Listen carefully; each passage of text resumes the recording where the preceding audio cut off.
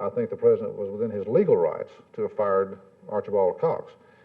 I think it was an error in judgment to have done so, and I think it violated the pledge he had made to the Senate to do so. But that doesn't say anything about his legal right to have fired someone that he hired.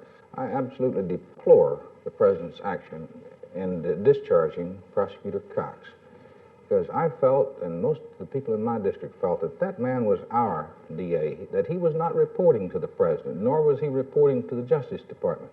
As we used to say back in the Army, he was attached there simply for rationing quarters. He was reporting to the American people. I felt that way, and I think most of my constituents felt that way, and I believe that's why everybody's madder than blue blaze and sending telegrams in. So while I deplore that, and I deplore many other things that the president has done, but the fact that I disagree with him does not necessarily constitute grounds for impeachment. I don't personally completely understand it. I'm frank to admit it. I'm not a lawyer. I'm just a businessman.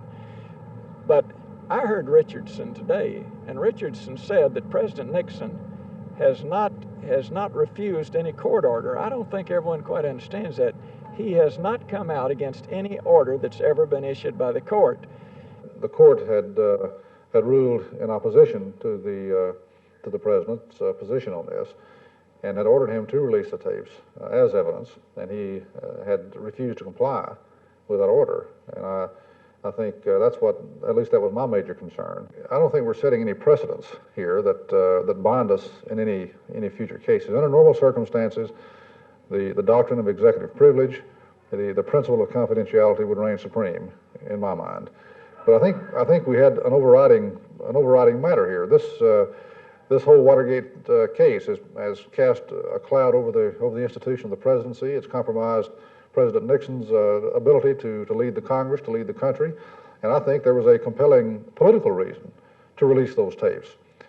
I don't think you breach that principle and set any precedents for future cases just by saying, in this one case, there's an exception to that rule because of the overriding matters affecting the influence of the office and the confidence that the American people have in that office.